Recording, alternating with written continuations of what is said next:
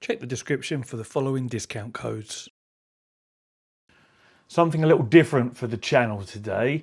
As you can see from the thumbnail, I have an array of security cameras here at my desk. So why am I reviewing home security products? Well, to be honest, I wanted to buy some CCTV for home use.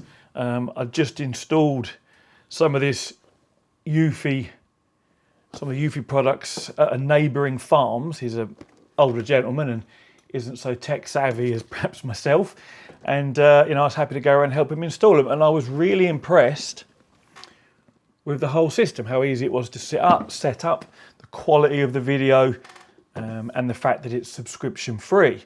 And I actually went onto the Eufy website and priced up a set of 4 cameras for myself, one for each side of the building. I live on a farm as well. I'm in a semi-barn conversion. It's a bit complicated to explain, but part of it's a house, part of it isn't. But the whole building is very large, and so you would need a camera, to cover each side of it.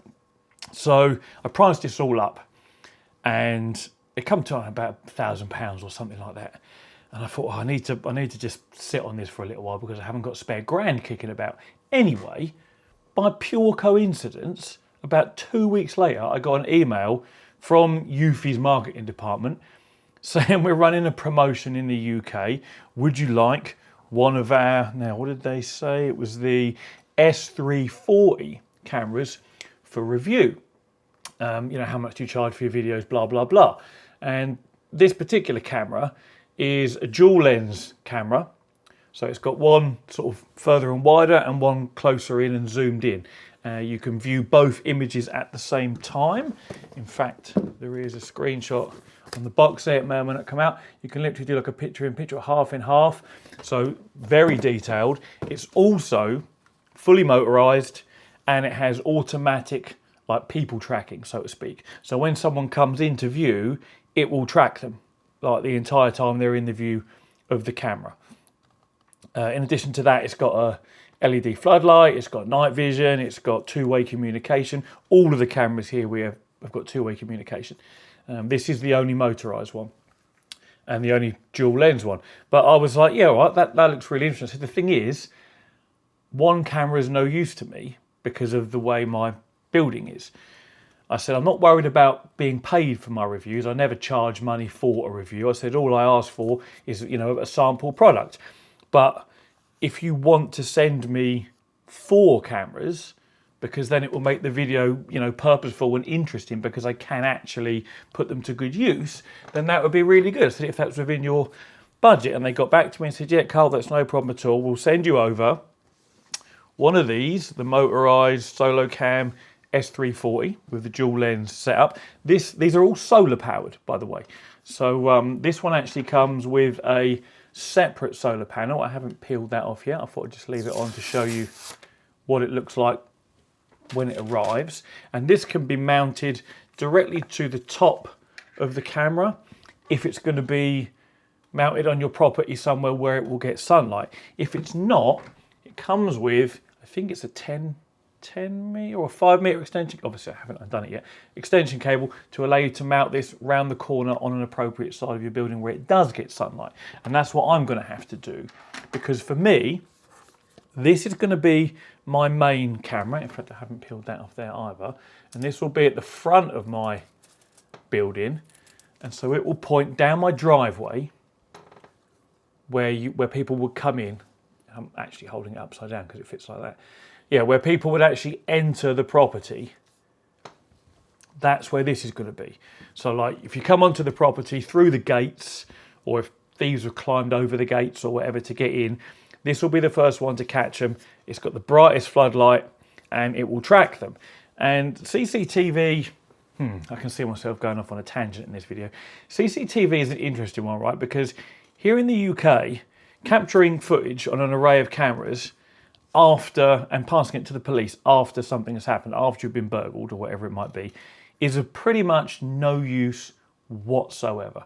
The police here do not have the resources or funds to go out searching for burglars, even if you've got their face captured in full, you know, 3K, 4K, or 2K glory, depending which of these cameras you're using, right?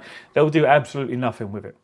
I've got a story I could tell you about, but that's long, where I had something happen. It was all captured and they did absolutely nothing about it. Eyewitnesses, registration numbers, everything, and they did absolutely zip. Anyway, capturing it all and handing it to police after the fact, pretty much pointless. They're never going to put your images on national television and say, Mr. Gosling's property was broken into on such and such a date. He had his sim racing rig stolen that Race at Home lent him. Like, they took it out the back door. Here's a picture of the guy that did it, you know. That is never going to happen. So what do you do with the footage? Well, basically the answer is nothing. It ain't worth jack, right? Maybe you could put it on social media, and if the thief happened to be local and well known, maybe you'd be able, you know, someone will say, oh yes, that's so and so, and then you could go to the police and say, I've been told it's so and so. Would they do anything then? Probably still no, from my experience. So what's the point of all this then, Carl? Well, the point is more preventative in my mind, right? If I was breaking into someone's house and as I walk up their drive, a camera floodlight lights up, points at me and tracks every bit of my movement, I'm going to be like, oh, okay, maybe this isn't the best idea. And then if they hear my voice over the camera going, something I can help you with, maybe they're going to bugger off, right? At least it stops it happening, you know? And that's where I think security cameras come into play from an actual security point of view, rather than just, you know, nice to know when the postman's arrived, you know, when your Amazon delivery's turned up. From an actual security point of view, it's that preventative nature. Now, all of these cameras have two-way voice communication. This one has a spotlight. These two, which are the 4K S330s, also have spotlights.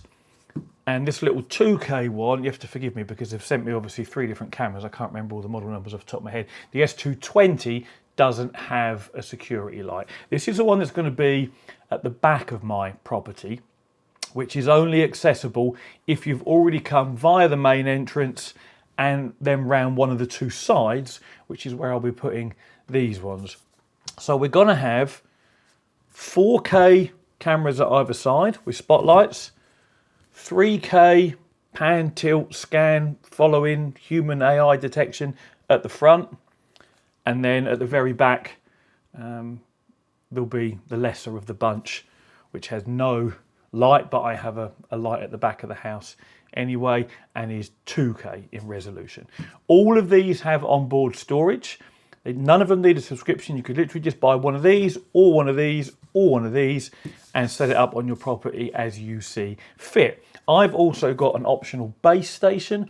This has 16 gig of additional storage in it, and you can link all your cameras to this rather than using your Wi-Fi network, which is what you would use if you just had these individually. Then there is, of course, an app on your phone that allows you to control all of these, to look at the footage. You get alerts come through when they're triggered. You know, you can actually move the pan and tilt option on this, and that's what allows you to give someone a little bit of a off your fuck, mate, if you see them on your property. So the whole package, I just think is going to be really, really good. Let's give some quick prices for these. The SoloCam S340, which is what I'm going to have at the front, £179.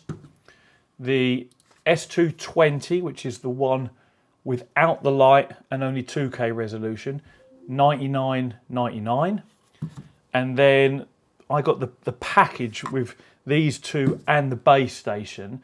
That's $4.99. You can, of course, buy these cameras individually, and you can buy a base station individually. There'll be links below if you want to go and check them all out in whatever country you happen to be in. They all come with suitable mounting hardware for whichever camera it is.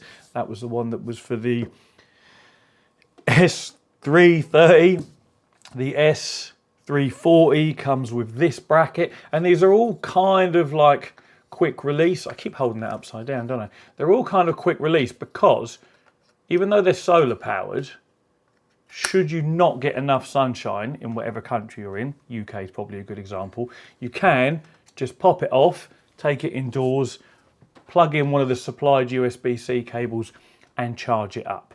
And I believe the charge lasts a good, 3 to 6 months, depending on usage anyway. But with solar panels on the top of each camera, and in this case separate, if they're positioned correctly, I think even here in the UK, charging is going to be few and far between. The base station, of course, comes with a suitable power supply and a network cable if you wanted to sit it beside your router. This actually can also be used as a Wi-Fi extender, which is something I might have to do myself. What have we got on here?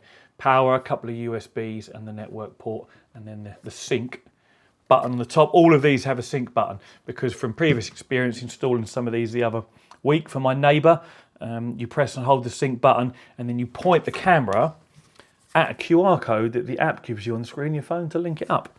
And then you name it, call it whatever you want, blah, blah, blah. So, yeah, for me, because of the size of this building, I don't think my Wi-Fi is going to reach to the front where this camera needs to go.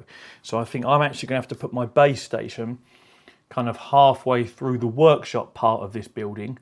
So in between my router and where this camera is going to go, and use it as a Wi-Fi extender. Or what I might try initially, for simplicity as well, is having this kind of halfway between all the cameras. Again, it'll be in the workshop part of the building, and hopefully this will have enough range to hook them all up to that.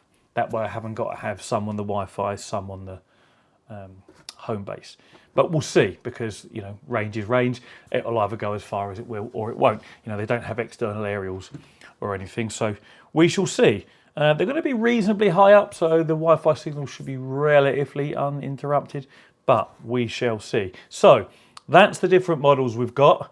The cheapest one at £99, the S220, that's 2K of resolution. The 3K pan and tilt with tracking for 179, I think I said that was 79 yet.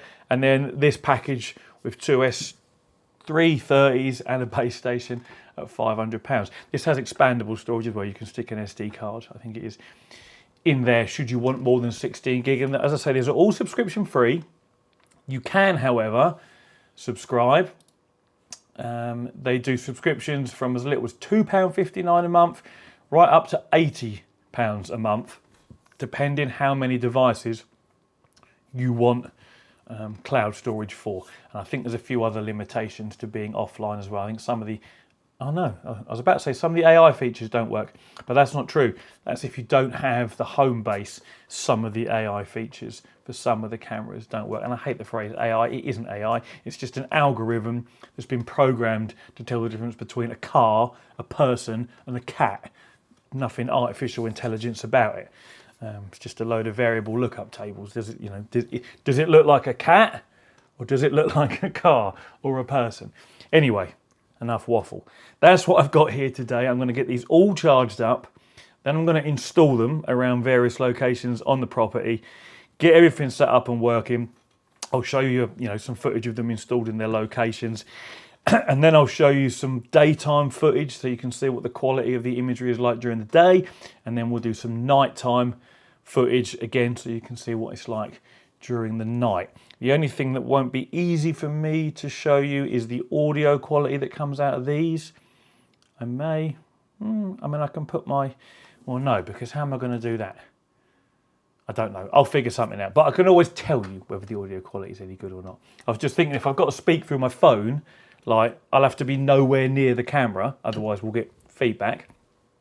And then I need some sort of recording device dangled in front of the speaker on the camera to capture the audio, but I don't have random spare recording devices that are completely wireless. But I'll try and figure something out. Otherwise, I will just report back to you how good the audio is. And as I say, the ones I installed for my neighbours on his farm the other day, the audio quality was surprisingly loud and clear for such small speakers. Anyway, I think I've covered and waffled pretty much everything. We've been through the specs, we've been through the prices, we've been through how they're powered, we've been through how the Homebase functionality works. Everyone has internal storage, they're all subscription free, they can all run independently, how I'm going to install them. So yeah, I'll get them charged up, I'll get them installed, and I'll come back in the later part of this video with all the useful information as to whether they're actually any good or not. Well, it's been a very interesting few days. This is the first modern CCTV system that I've installed, so I don't have a modern point of reference to compare these to. So for all I know, my experience with these is a really good experience. It could also be a really bad experience. As I say, I've not installed any other modern setups to compare, so I'll just give you my experience, what I consider to be good and bad. Oh, and one thing to mention, in the earlier part of the video, I speculated the Homebase uses a micro SD card for storage. It actually doesn't. It has a 2.5-inch drive slot, so either a mechanical style laptop drive like this you could put in there, or an SSD for additional storage. There's actually space for two. There's only one active slot with pins that you would slot into, pins with a socket you would slot into, but there is space beside it for a second one. So if you had so much footage that your drive got full, you could take it out, put the spare one in, and then take that one away into a caddy, plug it into your computer and go through the footage if you needed to. I mean, that would be a lot of footage. Anyway, I've got some notes here to go through because there's quite a lot to talk about. I've got lots of clips to show you because obviously there's 3 different types of camera here. So we need to do daytime and nighttime footage for each camera, demonstrate the tracking features of the S340 and show the S340 and the S330 spotlight functions versus their night vision. So that's what we're going to do right now. And then I'll talk about what I think about it and the functionality and blah, blah, blah. In fact, actually, before we do that, I'll just say, chair was a bit low. I'll just say how easy it was to install the cameras. In fact, I've got some footage that I took of each camera being mounted. So let's go for the driveway camera, which is the S340 first of all, and I'll put the footage of that up now. So here's the one at the front of the building, and what I've had to do here because of the orientation of the property is put the solar panel just on this adjacent face, because that will get sunlight first thing in the morning, you know, up until sort of getting towards lunchtime depending on the time of year. But that's you know, one of the best things about this, because it has got the external solar panel. Even without using the extension, I was able to just put it facing in the direction it needs to face. And they're all super easy, to be honest. You know, they come with the screws, some rawl plugs and the brackets, and you can just screw them in. Everything is plastic, and part of me sort of thinks, oh, I wonder how that's going to stand up to UV over, you know, months and potentially years of use. But I guess only time will tell. So that's the S340. S330, I've got 2 of those, but I'll just show you where I mounted one of them now. Then we've got this one up here, which is covering sort of the front door of the property, so to speak. And the angle you see it at on its mount there isn't the most acute angle it can do. It can go closer to the wall of the property, but there's no need, because the angle of the lens, as you'll see from some of the footage, picks up plenty from that mounted angle there. And if you went any more sort of closer to the wall, you'd just be seeing lots of wall in the image in your video rather than your actual sort of the area you want to monitor. And then of course lastly, the S220, the cheapest of the bunch and the lowest resolution, and the one without the spotlight, I used to mount out the back of the property, as potential intruders would have to go past the first 2 cameras before they got to the back anyway. So let's have a look at how I mounted that one. And then finally this one, as you can see, I've got mounted to some sort of large pieces of wood. The fixing for this sort of ball and socket doesn't allow for a huge amount of adjustment, so that's what I had to do to get it to point exactly where I want. But this is the benefit of wireless. You can literally just put it anywhere as long as it's in range of the Homebase or your Wi-Fi signal. So yeah, ever so slightly different mounting options for all 3 cameras. The limitations of the one I used out the back is that it doesn't articulate as far as the S330s, and of course the S340 rotates on a motor anyway, so it doesn't really matter. But that was a little limiting for that S220. Could definitely prefer the other mounting option. So but they all installed, let's say, really easy. So that's all installed. I had no problem connecting them to the app on my phone. Again, before I show you the footage of each one, the app itself has a huge amount of functionality, far more than I could demonstrate in this video. It would take ages. But let's just say, I don't think they've missed anything. The automation, perhaps a little more in-depth automation might be nice.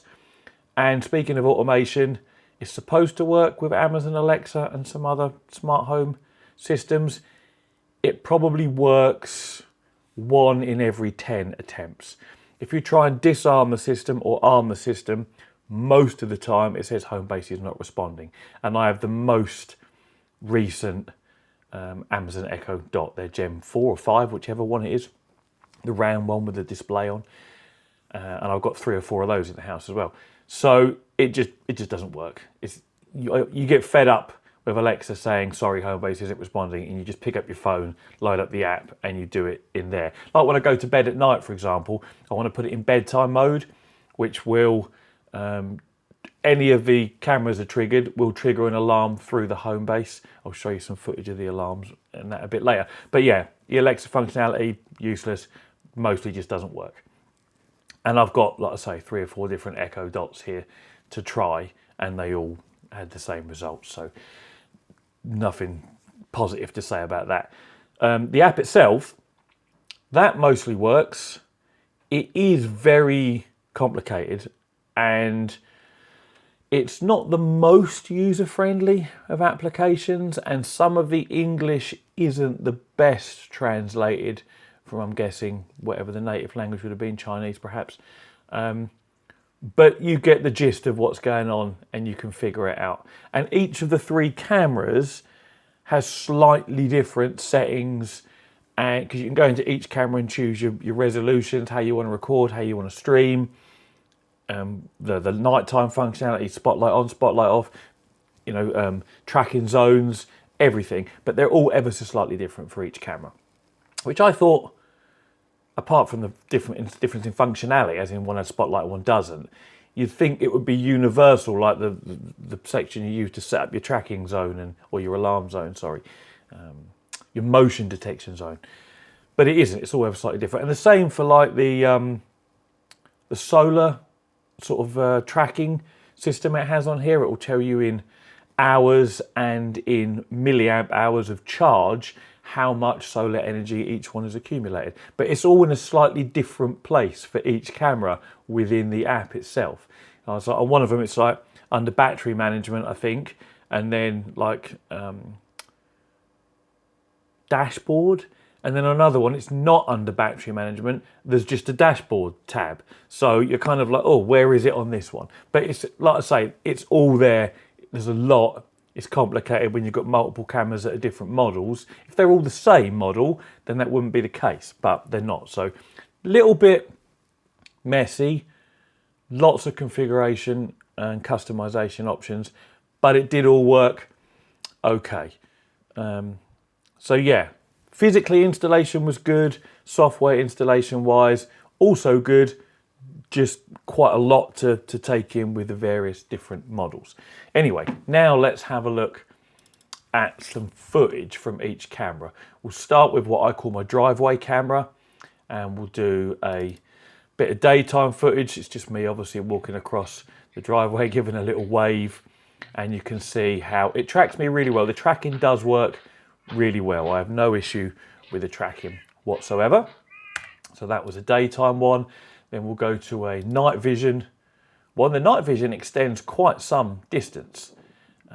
You can see I'm a little overexposed though, so it's very difficult. You couldn't really identify a person from this unless you knew who the person was, I would say. Anyway, again, tracking works well though, no issues there.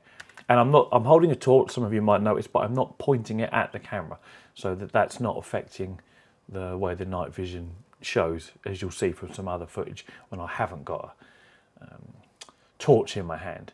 So, and then we'll look at the spotlight version. So this is nighttime, but using the inbuilt spotlight.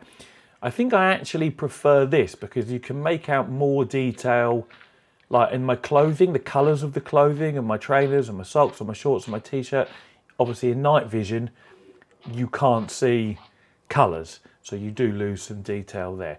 But the tracking works well in both night and day, both with the spotlight on and off. So that's really good. It also tracks vehicles. Vehicles and pets are beta, but you can enable it.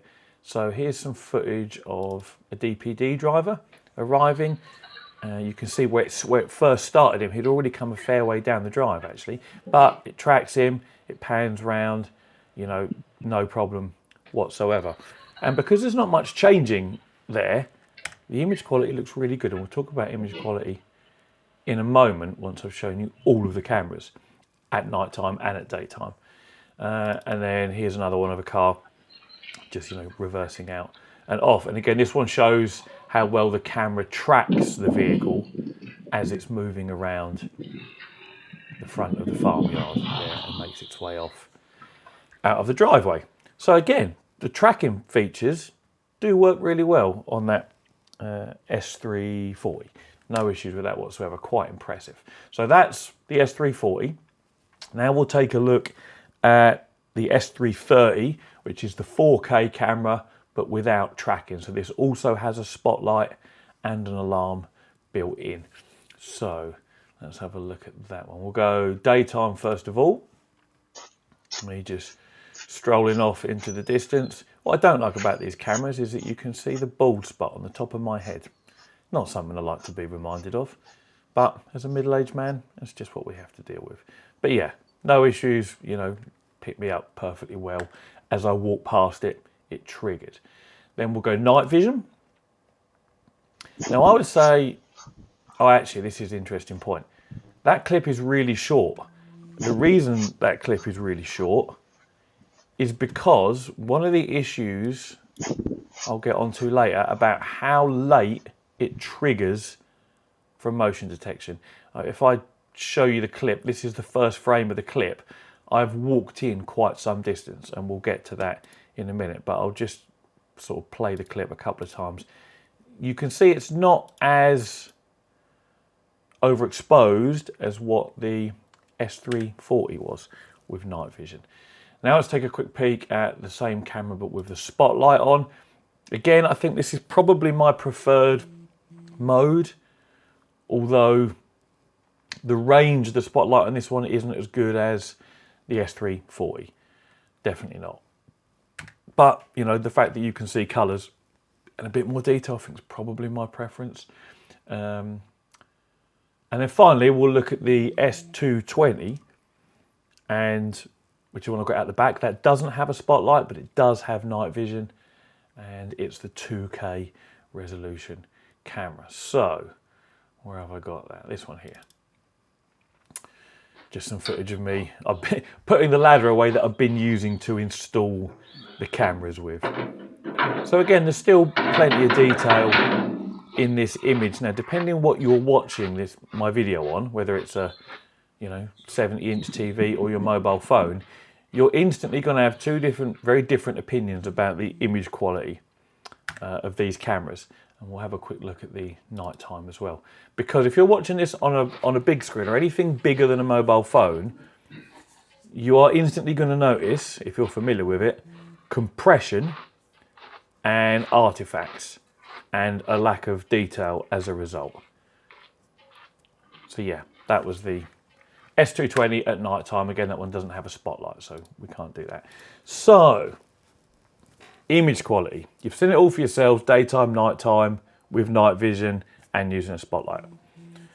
In my opinion, these images, the quality of video is too compressed. The file sizes are absolutely tiny. Oh, how many files did I just show you? 1, 2, 3, 4, 5, 6, 7, 8, 9, 10, 11, 12. I've shown you 10 so far. It's 2 more files I've got, so 12 in total. the total file size for all 12 video clips, bearing in mind 4K for 3 of them, 3K for 3 of them, and 2K for 2 of them, was 50 megabytes. That's absolutely tiny. That's the equivalent to like 3 MP3s at 320 kilobits. So 3 good quality MP3s, like 6-7 minute tracks, would be maybe 50 meg. That is absolutely tiny for high resolution video footage. And that's why it looks so bitty, artifacty, and compression. If you're not familiar with what compression, that's why it looks messy. And if you shrink it down and look at it, you know, on a phone screen, it doesn't look too bad. But if you zoom in on the phone screen, or you're watching it on a monitor like I've got here, or a larger screen, you're going to notice that lack of quality and that loss of detail. Now, as I mentioned in the introduction, having the footage post-burglary, probably not going to do you much use here in the UK anyway. As I say, I think it's going to be more of a preventative tool than anything. But I don't see any reason for them to compress the images that small, especially when you've got unlimited storage using the Homebase. Maybe if you're using on-camera storage only, then fair play, all right? You know, I don't know what the individual storage on each camera is actually, but if it's small enough that you need to have things so highly compressed, all right, fair play.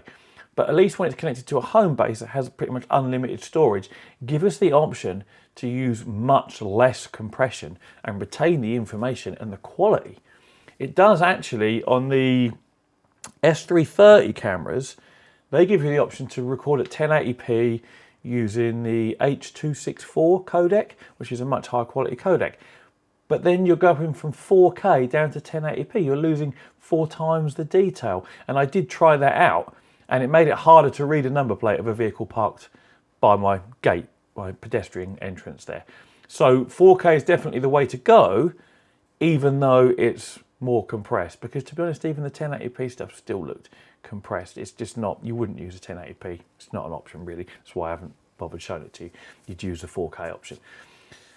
But yeah, I'm not impressed with the quality of the video. And obviously when you're streaming it live to your phone, it's compressed equally so.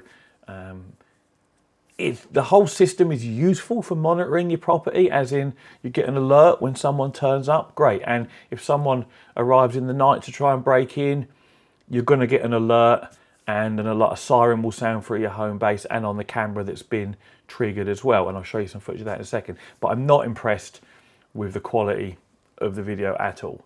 So let's have a quick look at the alarms going off. I'll show you some video footage of one of the cameras with its alarm triggering, because I don't think having the light flash on and off, as you'll see here, is a benefit, because now 50% of the time you can't see the subject because the light goes off, on, off, on. Yes, it's kind of cool, but I don't think it's useful. What's happening that you can't hear right now is there's a siren going off. They actually mute the microphone on the camera when the siren's going off. So it's not on part of the recording. Don't know what the purpose of that is. But yeah, I don't find the flashing light useful. Let me now show you that from me recording it from standing on the ground, because you saw me holding my mobile phone, so you'll see what it looks like stood on the ground, and you'll hear the siren as well. So let's have a quick peek at that. Obviously the start of this is pitch black until I walk into view. There we go, and it's picked me up, and now the siren is going off and the light is flashing. It's reasonably loud, and if you were on like a housing estate or road with other properties, then it would certainly, you know, bounce around the other properties. It would be loud. Me on a big open farm, it was still reasonably loud, but it's never going to scare anybody away. And as I say, the flashing light, I think whilst it's a cool function, it's not something I'm using. I've turned that function off. And then the other camera that does this is the S330, has a similar function. I have a video clip of that also.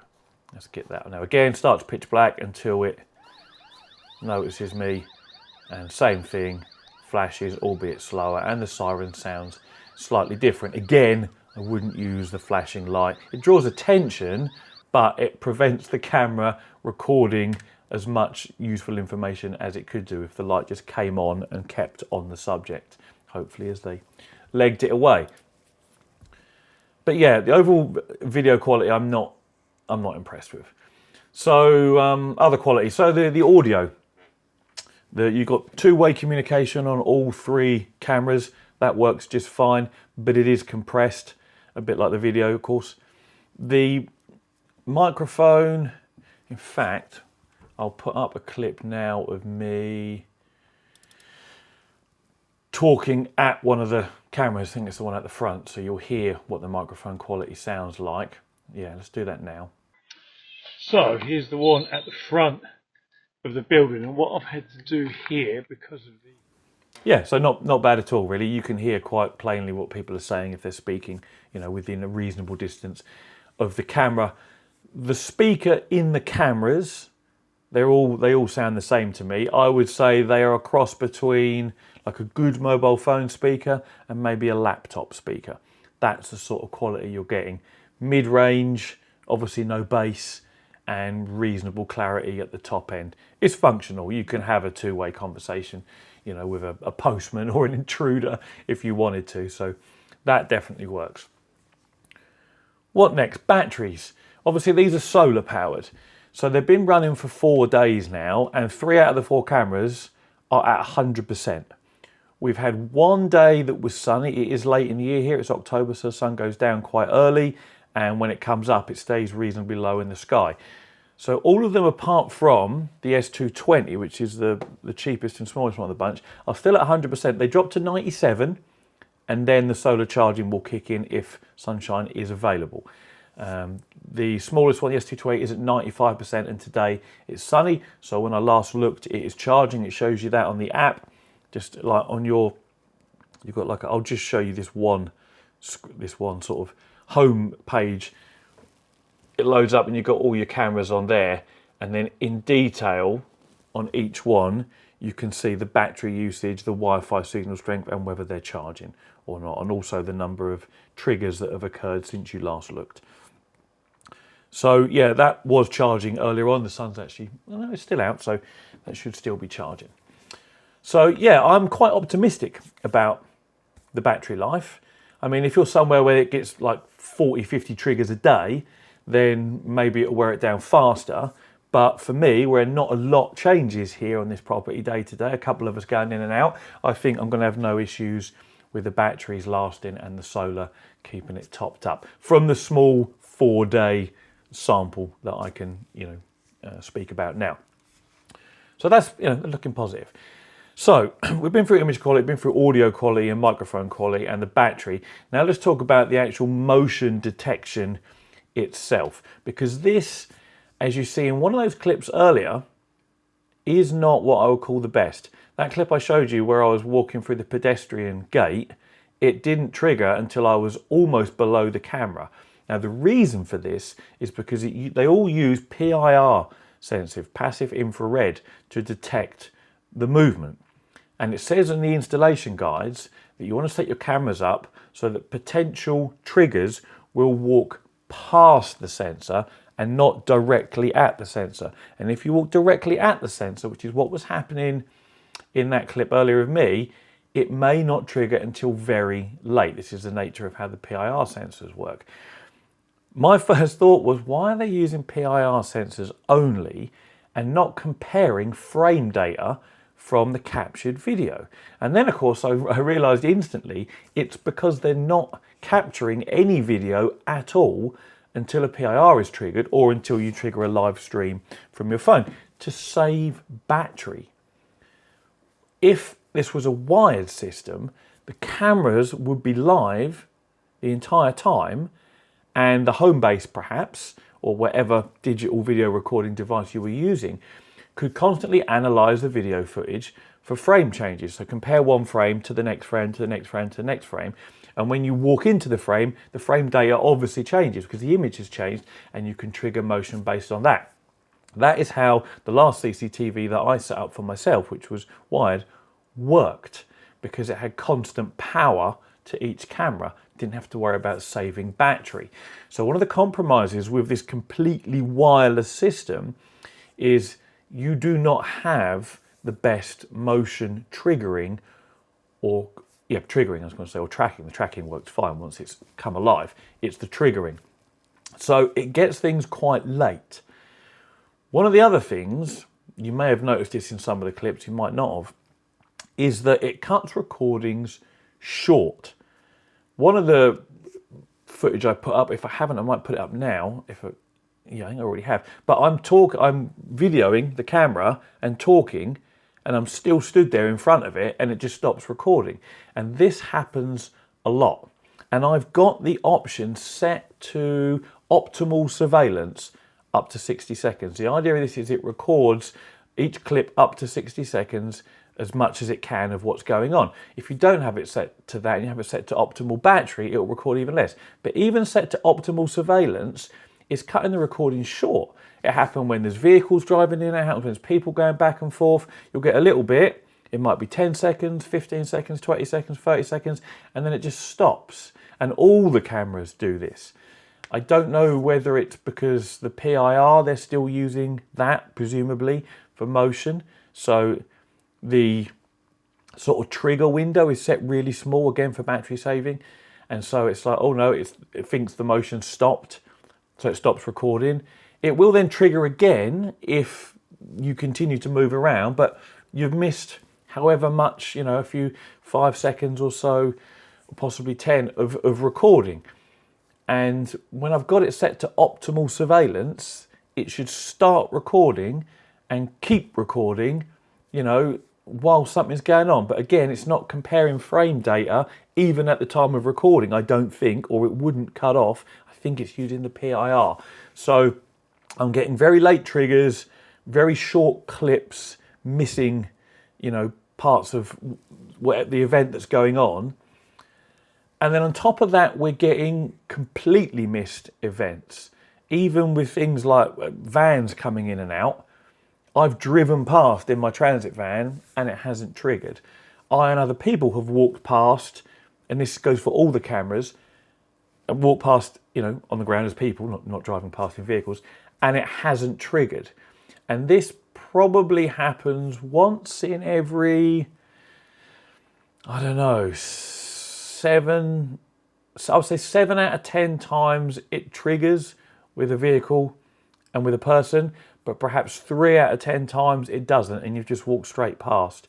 Maybe again this is a PIR limitation, I'm not sure, but it is irritating. You know, a lot of the time you're missing bits of clips, it's triggering late. It's not catching things at all, even large objects like transit vans driving past.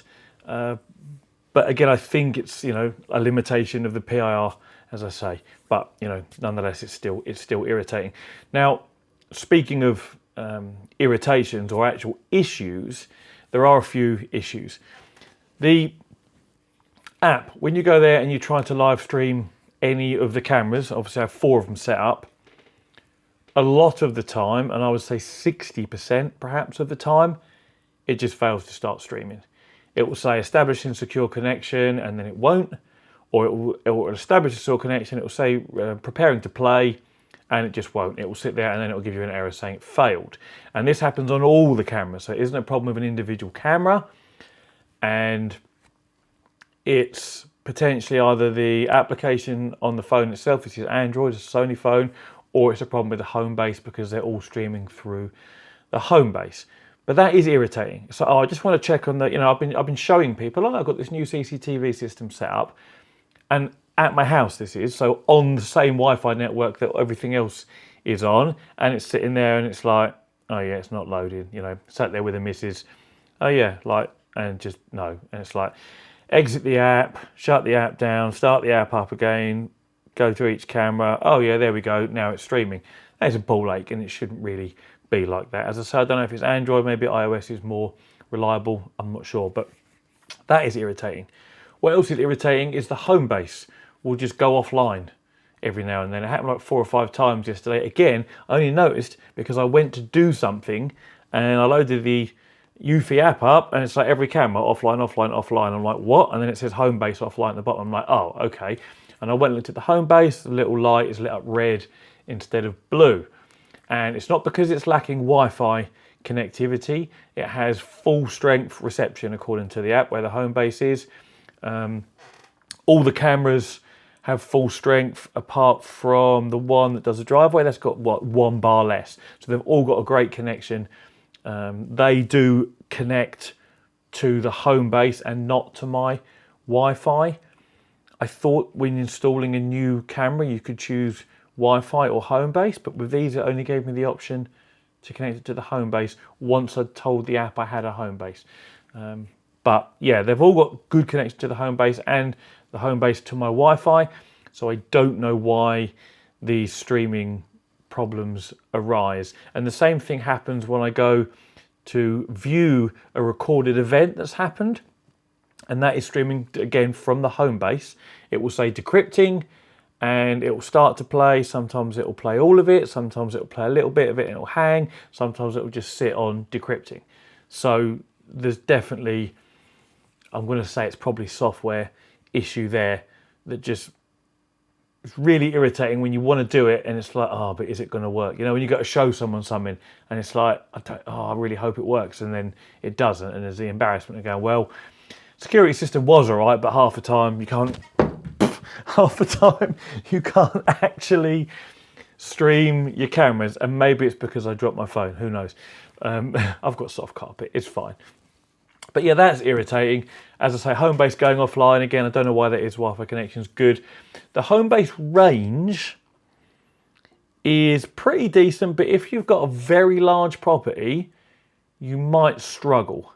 For me, I had to put the Homebase sat by a window on the adjacent wall to where that front driveway camera is mounted, and literally right on the windowsill. Otherwise it wouldn't get a reliable connection, and it's got to connect to all 4 cameras as well, you remember, because for whatever reason it won't. Like I say, I'm sure when I did my neighbours, when I installed a new camera one at a time, I got to choose, would you like it on the Wi-Fi network or would you like it on the Homebase? So I was assuming, for me, that my furthest away camera, the driveway one, I would use a Wi-Fi repeater and connect it to my Wi-Fi, because I was confident that the Homebase probably wouldn't reach that far. And if I hadn't put it in this stupid position on my windowsill, which now means I've got a cable running from the windowsill along the wall into a socket. I don't know how I'm going to neaten that up. I'm going to have to try because it irritates me. I wouldn't have been able to use the 4th camera. There really would have been, I've perhaps been able to do some research and find a way around it, but there was nothing obvious because you couldn't use it over the Wi-Fi. Now, I mentioned you can use the Homebase as a Wi-Fi repeater, so perhaps if I had started installing this all from the beginning and chose Wi-Fi for the camera installation, I would then have had the option to use a Homebase as a Wi-Fi repeater, and then all the cameras would be connected to my Wi-Fi, and I could have put the Homebase in between my router and the furthest away camera. But I haven't had to experiment with that because I did find a location on that windowsill where it does work. So that's okay. But yeah, that's my experience with this whole Eufy home security setup with these 4 different cameras, the S340, the S330 and the S220. I actually remember the model numbers, kind of. It's a mixed bag. Easy to install physically, easy to install software-wise. When they work, they trigger well, and yes, you'll know when the postman arrives. Yes, if it's night time, an intruder will trigger it. Even if they're walking directly at the PIR and it takes a bit longer to trigger than I'd like, it will still trigger. And the Homebase siren will go off and the siren on the cameras will go off, and I'll be able to verbally communicate with that intruder and let them know that they should really, make a sharp exit because I live on a farm and farmers have guns. So that's kind of, it will do what I need it to do. But if you want it for high quality video recording of what's going on your property, it doesn't do that. The quality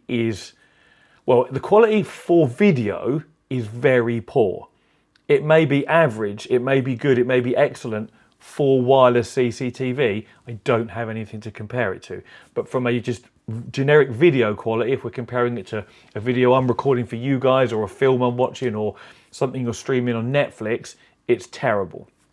In fact, if there are any other CCTV manufacturers watching and and you're sitting there going, well, our system's way better than that, Carl, feel free to drop me an email and get your system sent over, because I've really enjoyed playing with these. I love technology and gadgets, and these are technological gadgets. So yeah, by all means get in touch, because it would be cool to compare some others as well. But anyway, I thought my regular viewer base, I know it's mostly a sim racing VR channel, but home security is a big deal these days.